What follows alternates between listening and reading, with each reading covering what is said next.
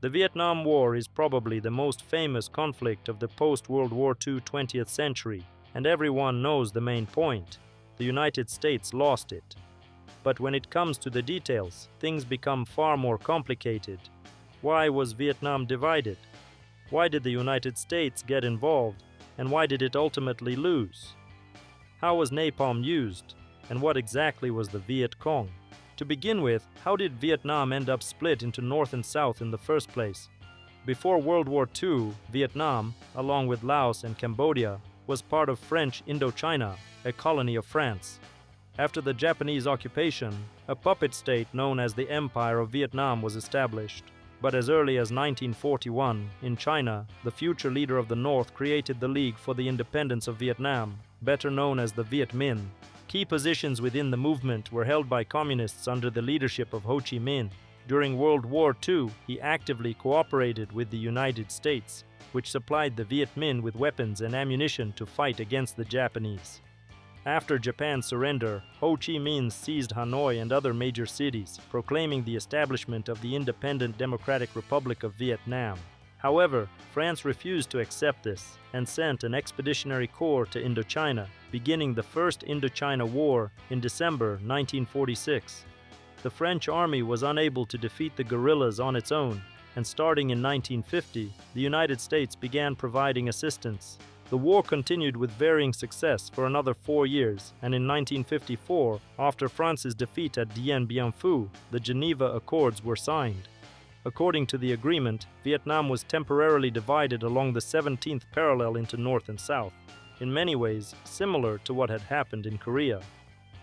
The reunification of the country was supposed to be decided through nationwide elections within a few years. South Vietnam soon came under strong American influence. In 1956, with tacit support from the United States, South Vietnam refused to hold the national elections on reunification.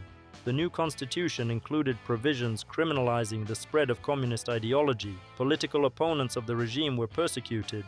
But to be fair, the regime in the north was hardly better, as it too carried out brutal repression against citizens deemed unreliable. After the division of Vietnam, the chances of peaceful reunification declined rapidly. The communist government of North Vietnam began preparing for a new war. One of the main symbols of the Vietnam War was created, the National Liberation Front of South Vietnam, better known as the Viet Cong.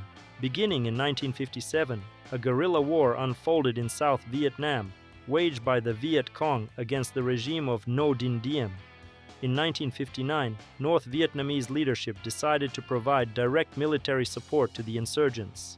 At first, they attempted to send supplies through the demilitarized zone between the two parts of the country. That route was quickly cut off, and a new supply line, later known as the Ho Chi Minh Trail, was established through neighboring Laos, bypassing the DMZ.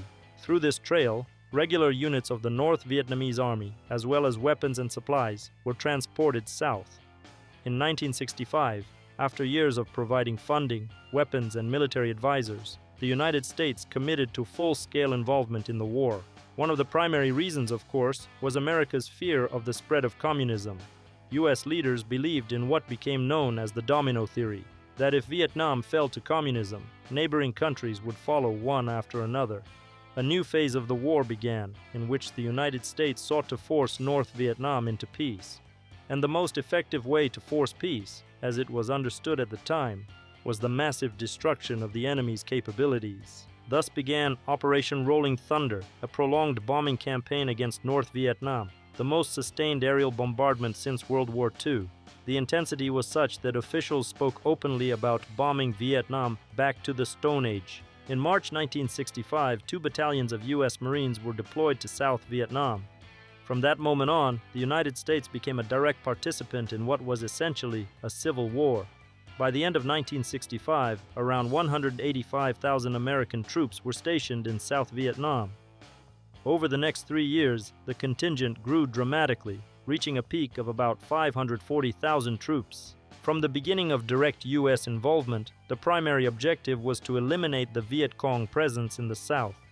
To accomplish this, American forces relied heavily on search and destroy tactics.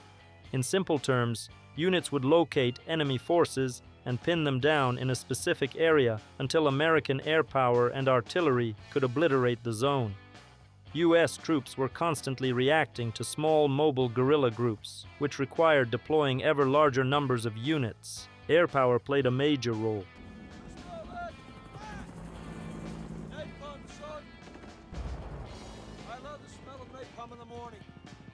Napalm became one of the most infamous symbols of the Vietnam War. Although it had been developed during World War II, its use had never reached the scale seen in Vietnam. For Vietnamese soldiers and civilians, it was hell in every sense of the word. Napalm burns at temperatures of around 1,000 degrees Celsius and sticks to whatever it touches, making it nearly impossible to extinguish. For the United States, however, one of the greatest challenges was the terrain. Vietnam was dense jungle, multiplied by monsoon rains, ideal conditions for guerrilla warfare, and the Vietnamese made full use of it. The Viet Cong extensively employed and refined numerous ground traps. Even when clearing jungle areas and avoiding direct combat, American soldiers faced a constant risk of falling into concealed pits or other deadly devices. The Vietnamese were masters of underground construction. They had little choice. Vast tunnel networks, weapons caches, field hospitals, all of it could lie hidden beneath the feet of American troops. The United States responded with everything at its disposal. Even before direct intervention, American forces began spraying defoliants, chemical agents designed to destroy vegetation. The most notorious of these was Agent Orange. Civilians suffered enormously as these chemicals contaminated soil and water, leading to illness and death for Beginning in late 1966, the United States launched large-scale operations against enemy base areas, but these efforts ultimately failed. The size of the South Vietnamese Army, North Vietnamese forces, American troops, and Allied contingents all increased. The scale of operations grew, and so did casualties on both sides. North Vietnam received assistance from many socialist countries, including China, North Korea, and the Soviet Union. They supplied aircraft and air defense systems that significantly limited American air superiority.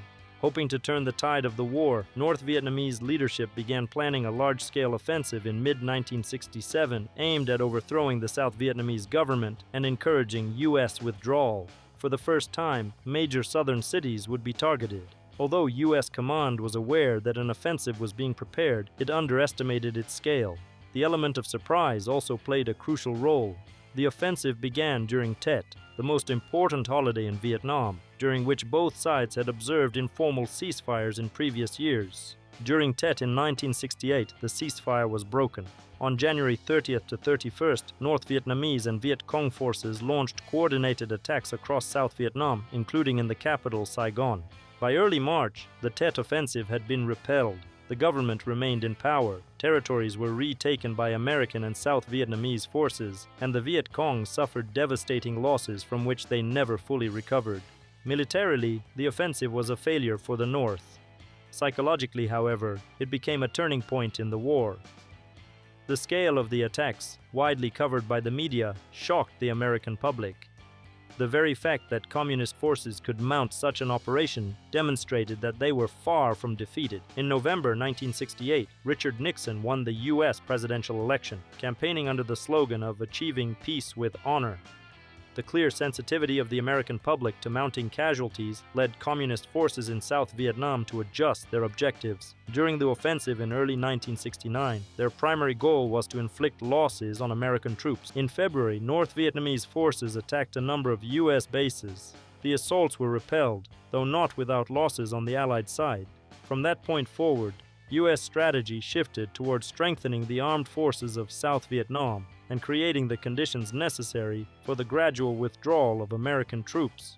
In 1969, the new U.S. administration launched the policy known as Vietnamization, aimed at transferring responsibility for territorial control to the South Vietnamese military.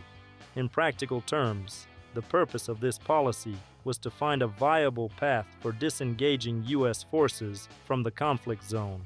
It marked the end of the search and destroy doctrine. In July, the systematic withdrawal of American troops from Vietnam began, a process that would continue for more than 3 years. During this same period, signs of internal deterioration within the American army became increasingly visible. Many soldiers viewed the prolonged war as pointless. while communist guerrilla tactics added to frustration and exhaustion. Drug use spread widely among servicemen. Out of 335,000 U.S. personnel stationed in Vietnam, approximately 65,000, nearly 1 in 5, were using drugs. In March, a coup took place in neighboring Cambodia, bringing to power the pro-American leader Lon Nol. His new government attempted to expel North Vietnamese forces that had been using Cambodian territory as part of the Ho Chi Minh Trail. In response, North Vietnamese troops launched successful military operations against Cambodian forces. To support Lon Nol, the United States and South Vietnam introduced their own troops into Cambodia at the end of April. This move triggered another surge of anti-war protests in the United States, and 2 months later, American forces withdrew from Cambodia by order of President Nixon. In 1972, the North made an attempt to end the war with a single decisive blow. Thus began what became known as the Easter Offensive. Around 300,000 North Vietnamese troops took part in the operation. South Vietnam and the United States together fielded up to 800,000 personnel. However, it was American air power that may have played the decisive role in securing the South's survival. Within 3 months, the momentum of the Northern offensive had dissipated.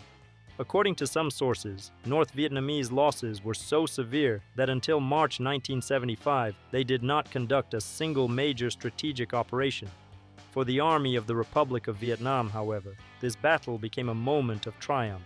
Once considered ineffective in the mid-1960s, it demonstrated that, thanks to the Vietnamization program, it was capable of mounting effective resistance against the North. The failure of the offensive prevented North Vietnam from winning the war in 1972 and led to a shift in the position of the North Vietnamese delegation at the Paris peace talks, resulting in significant negotiating progress by the autumn of that year.